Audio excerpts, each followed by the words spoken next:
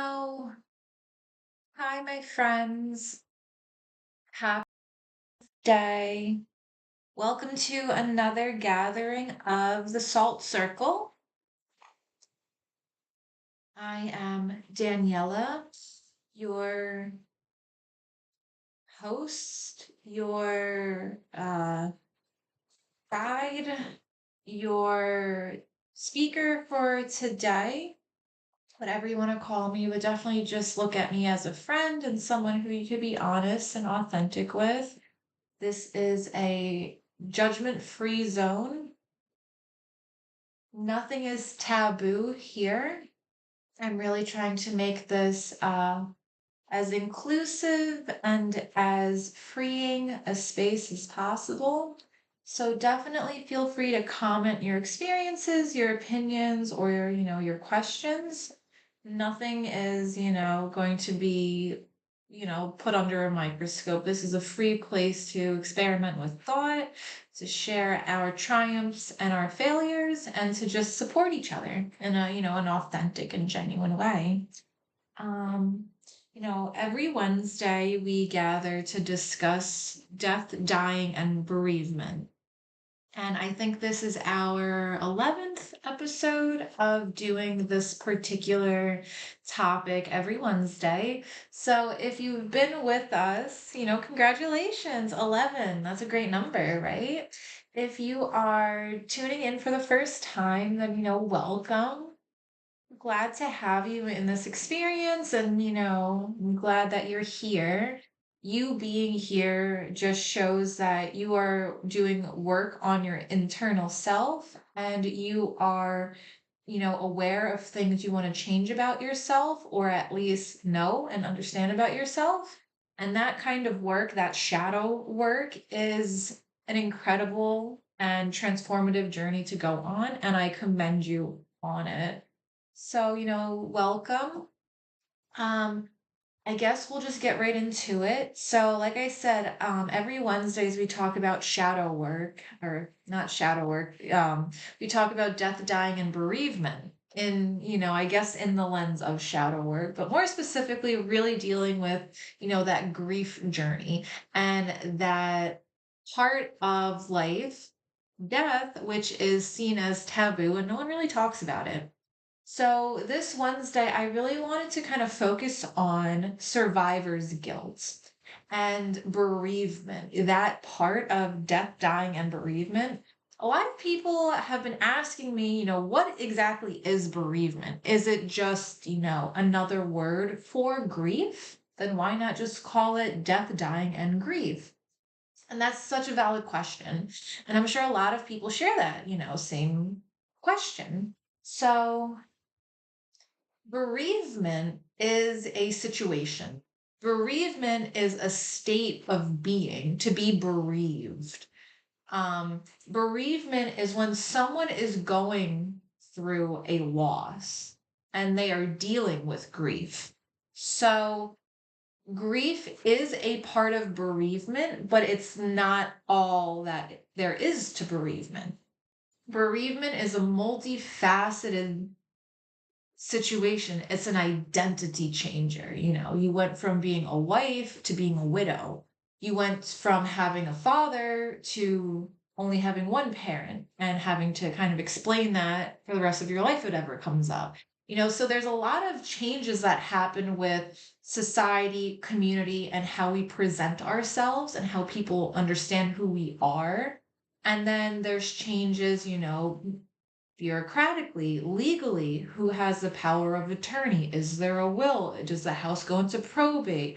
What if they want to give their organs, but their spouse doesn't agree to that? What happens then? What if they can't be buried in the same burial ground? What then? There's all these things that can happen, right? Um, so just like there's so many things that can happen with the dying or death process, bereavement has a lot of facets to it, right? And I'm so sorry if you're new here. I lose track of my thoughts very quickly. So comments to keep me on track are very appreciated.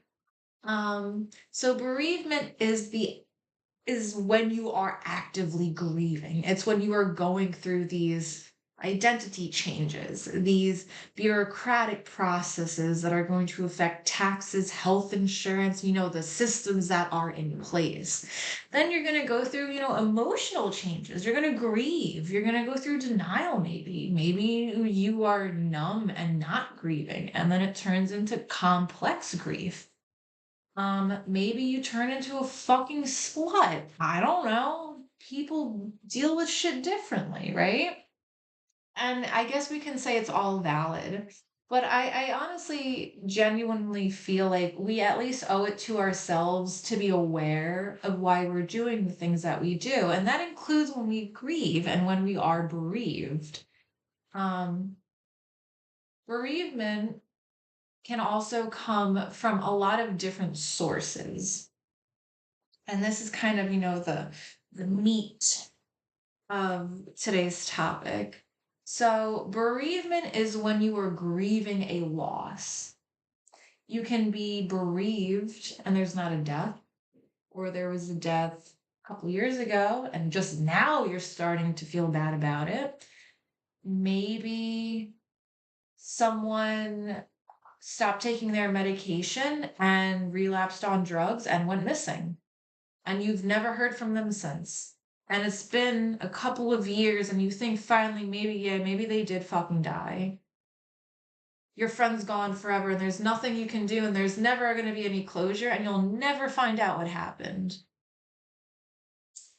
Or what if you meet a relative that you had fond memories of?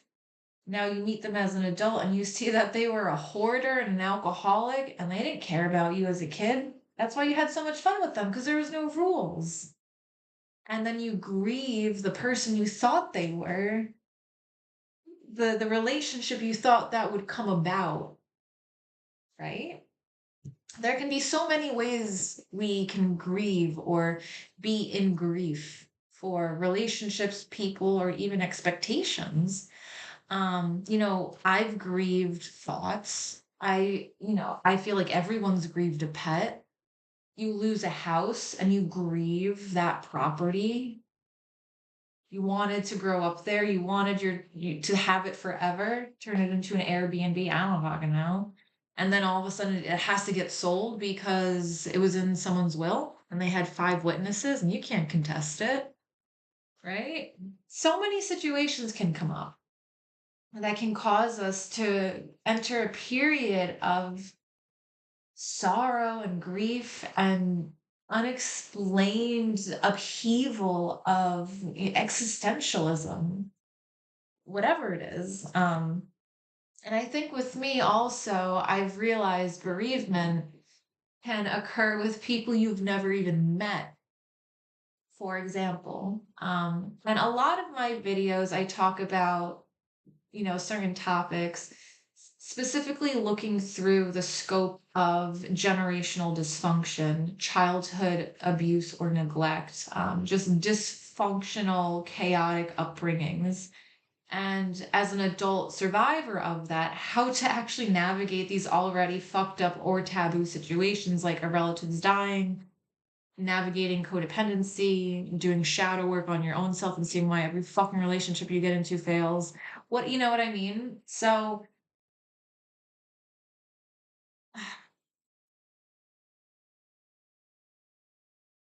with me, and I don't know if you've seen any of my other videos or if even know, but whatever. I grew up in the aftermath of a section of the family tree being removed. So I grew up in the removed section. So nobody knew of me. Grandma and grandpa, the people that predominantly who were related to me, predominantly raised me, my grandparents, my paternal grandparents, they were cut off from their siblings and they had each of them more than 10 siblings, right? And all of their siblings had kids, yada, yada, yada. Huge family, right? Huge, huge, huge family. I never knew any of them. And I never even had the inclination to think about an extended family until, you know, college basically. I never really even thought about it. I never knew they existed. I never nobody ever spoke of them. There was no pictures. They never came to visit. There was nothing. I just never thought, no, nothing.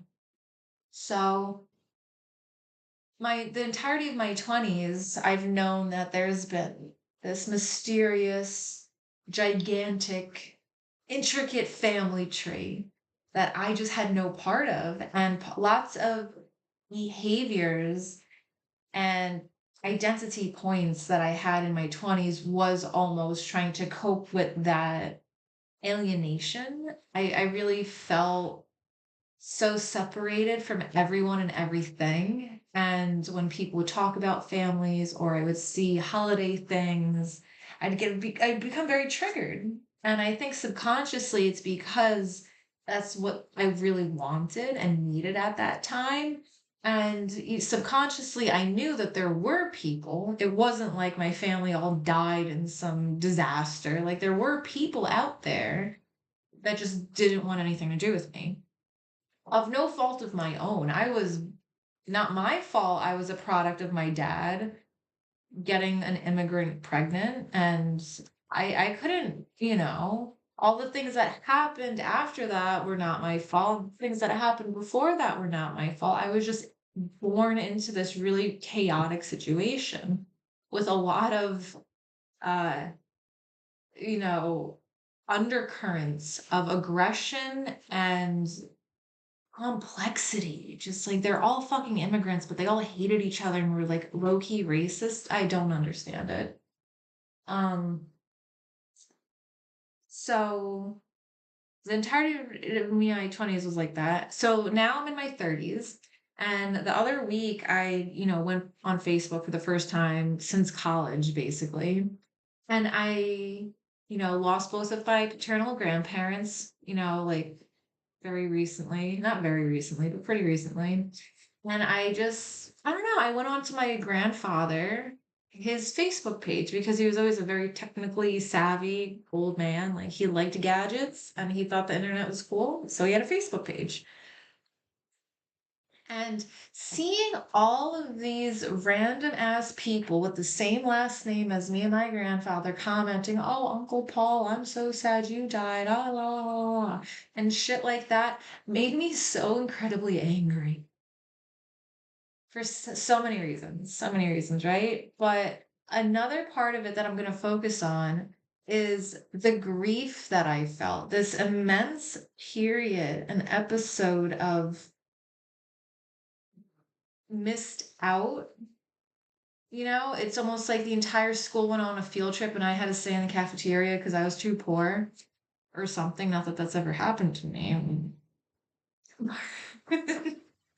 But you know what I mean? It's just like, who the fuck are these people? What do you mean, like, they knew my grandfather, who's basically a father to me, who died alone because I couldn't fucking cope with my father's drug addiction and what he was doing to my grandfather, and no one wanted to help? Like, what do you mean all these people were fucking there? And to take in that information and really see the magnitude of how many people, right, just made me feel so almost, I just felt so bad. I was just like, damn. And then I felt angry at myself. Like, well, if I had a Facebook, then I would have messaged them and I would have got my grandpa help. It's my fault that he died the way he did. And when I do these inflammatory jumps to conclusions like that are literally only constructed to make me hate myself, I think that's neither here nor there. It's yes or no. We don't know. It doesn't matter. That's not the question. The question is we're sad about that no one came to help and no one spoke to me. They all must know that I exist. Everyone knows that my dad had a kid. I don't think anyone knows my name though, which is also sad. So to go into a state of bereavement over the loss of family members that I feel like I could have had had I not had the dad and mom that I did, which is fucked up because if I didn't, then I wouldn't have them as a family anyway, right? And then just feeling like, because I was creeping on, I guess he's a cousin of mine, Christopher. I have no fucking idea. I have no idea. He's in Staten Island. And I'm looking at like, he has a bunch of nieces and nephews, and he has sisters out the ass, and everyone gets together for dinner on Sundays, and everyone sees each other every holiday, and everyone knows each other, and even people that I have heard of, the random relatives here and there, are liking and commenting on this guy's stuff, and I'm like, so you guys fucking you're really actually connected, and so it just feels like I feel so uncool. I feel like I have fucking leprosy, and people are just staying away from me.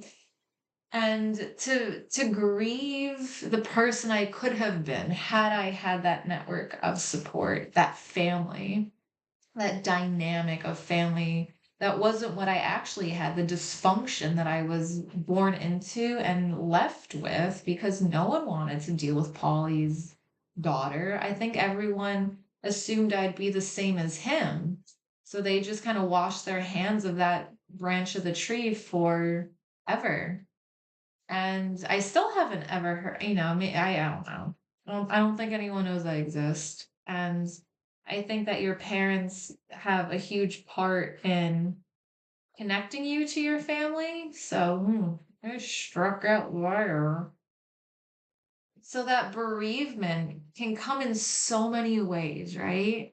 And it could be brought on by such fucking bullshit like Facebook. Don't even feel bad about it though. We have to work through these uncomfortable feelings and at least meet them at the door when they do come knocking and they want to be seen and heard and met and looked at. Um, and I know I say that while I'm like smoking marijuana and drinking some alcohol, but it's really important to not run from these feelings. It's really important to sit with these uncomfortable feelings and see why they make us uncomfortable and what we can do to lessen that impact and go through, maybe I want to talk to Christopher. Maybe I practice, what would I say to these relatives? And I can get it out that way. But all this shadow work is, it's hard work and it's uncomfortable work and it's going to be brutal work. Like, I don't actually want to think about what I would say to these relatives. I'd probably lose my fucking shit because I have such survivor's guilt that, not only did both my grandparents die, but they died in such undignified ways. And then I'm just here unscathed. And I think when you deal with codependency and you deal with abuse, you always are expecting bad things to happen to you and you always feel like you deserve it. So when nothing bad is happening, you almost feel like there's just something wrong. Your environment feels wrong to you, which is a very disturbing way to go about your reality. Um, And like I was saying before with bereavement, just like it can come in so many different ways, we can bereave any relationship, any dynamic, any loss. We can be propelled into an episode of bereavement, which is comes with guilt, but also a lot of other emotions like survivor's guilt. Um, and I grieved several friends who I thought were going to be lifelong friends of mine, and they turned into fucking crack whores. I don't even know what else to say about it. They turned into fucking like I don't even have the insults. You know what I mean? And these are like my best fucking friends.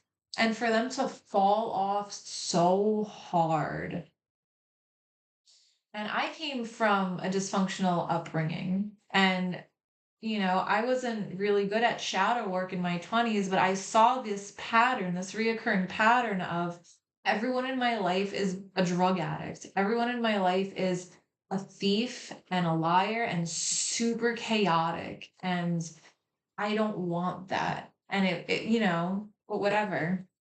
So I grieved the loss of these friends. I grieved the abandonment of what I thought our lives as friends forever would be like, going to each other's weddings, seeing each other every day. Um, also grieving, I think, and this might be more true as the older you get, but the friends that you had in your teenage years and in your 20s, you won't readily find that same caliber of closeness. So it's almost you grieve that period of your life where silliness and fun and friendship was just abundant. And the loss of having that source of happiness, of camaraderie, of mutual weirdness, it's hard to go without. And you definitely grieve it, I think. Um, One friend in particular I have a lot of trouble with is a girl named Jessica. We were like sisters growing up. I can't even explain how close we were. Her mom fostered me. We were so close, but I realized the fostering is what ultimately was like a real detriment to her. Like I whatever. And she wouldn't curse. She she was such a good girl. She was such a good girl, and all of a sudden she was like microwaving pills and smoking cigarettes. And it was just like, what the fuck happened? Like night and day. And she fell into really bad drug use. She became a complete shell of the person that I knew. And I felt so guilty not saving her, basically. And I know from my father, like, you can't save people. You cannot rationalize what they're irrational. You cannot force people to get better.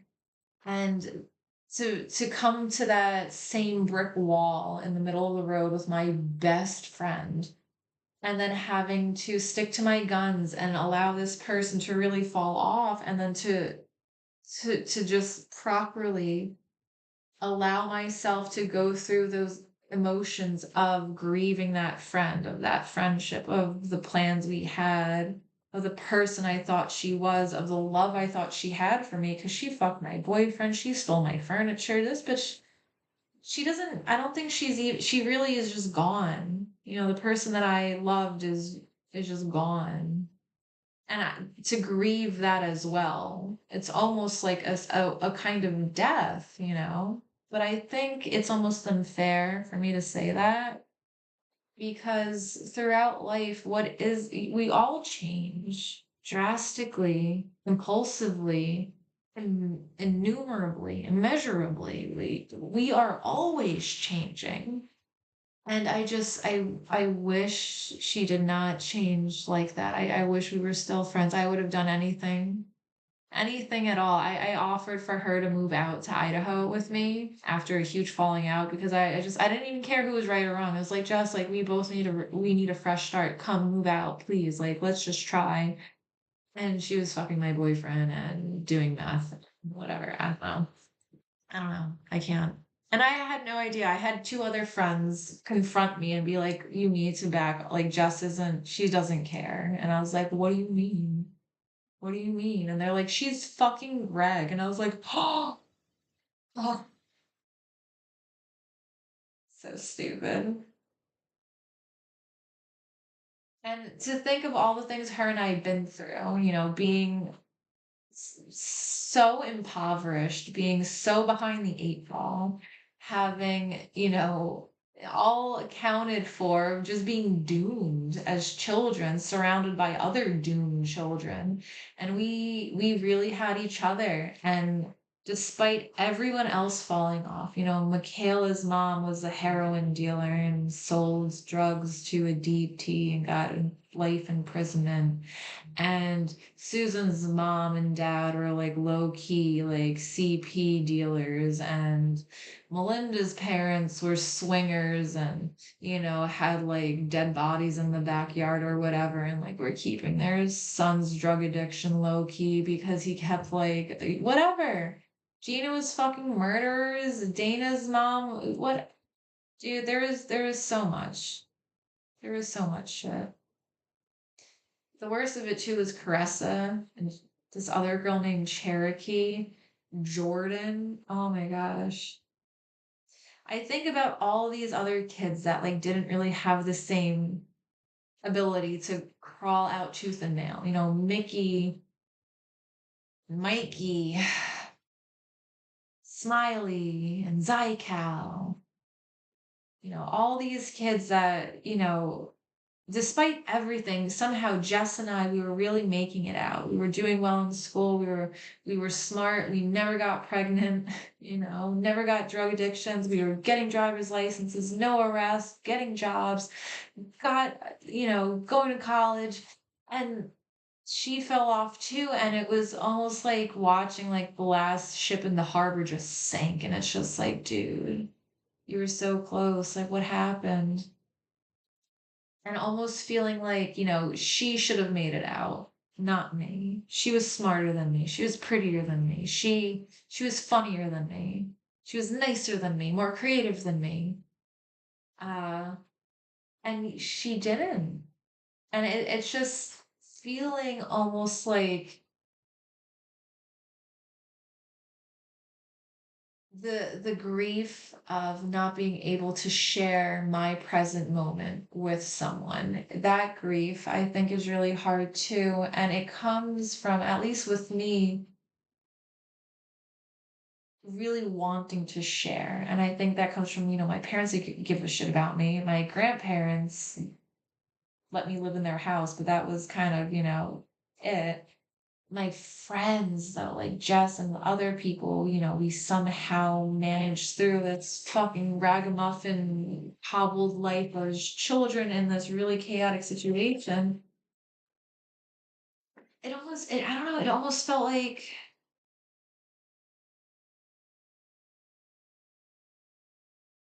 I don't know, and sometimes now I even think of myself, like, what am I doing to uh make worthy that I've made it out? What have I done to justify that it was me and not her? And that's hard too because, I'm so mean to myself. Like she got the drug addiction. She chose to do that, not me. I chose to do everything that I thought was right, like work and do what I had to do and pay my bills. And why do I look at myself like, the drug addict, yeah, they're still better. So I think survivor's guilt might come from a place of insecurity or a place of, low self-worth. And again, this is just talking from my own experience. That's what I try to do when I do shadow work or look introspectively, just talking about the problem and just experimenting with different solutions, resolutions, or ruminations, and allowing myself to subconsciously and consciously crawl around different avenues of explanation, of different memory that could connect to this stuff. And I think, with me, it really does, I don't know. Maybe I just really loved my friends so much that I'll always think that they're better than me, but I don't know.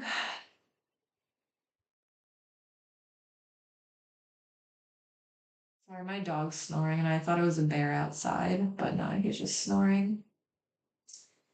But let me just click on something really quickly. Okay, cool, cool, cool. I see, I see. Thank you for the comments. All right. No, I will not show my feet, and we will keep it pushing. So that's kind of I feel like everything that I wanted to talk about today when it comes to bereavement and survivor's guilt, I think guilt and grief are very closely related. So I feel like whenever you're grieving, you will also feel guilty. And I don't think it's always easy to articulate what this guilt is coming from. Do you really feel guilty that you're alive, or is it that you feel guilty that the friendship ended the way it did? Do you feel less than worthy because of everything else in you? Do you, like, I think the guilt that comes with grief is just because these things to point at where this grief or where this guilt is coming from. It's easier just to say, I'd rather not exist. I'd rather not deal with it. Just take me instead. Put them here. They wouldn't do this. They would be creative. They'd be funny. They'd be working on the cure to cancer. They'd be whatever. I'm just here ruminating and I feel like a piece of shit. And I think, that that's a part of deflection that's easier to do. I don't know. But definitely looking forward to seeing what everyone has to comment, even though, no one's really commenting except for asking to look at my feet, which I'm not going to do. I appreciate that you're curious, but, we're trying to keep this in the death, dying, and bereavement topic world. Um, So I'm just gonna sit here for a little bit longer. And I want to invite this time to just kind of be a time where we could just sit and be grounded, sit and really introspectively examine ourselves and our internal dialogue with ourselves and where that dialogue, what that voice is connected to. Is it our inner child? Is it a secret self that we keep hidden from the world? So just really sit here and go inward and think about bereavement and to think about survivor's guilt.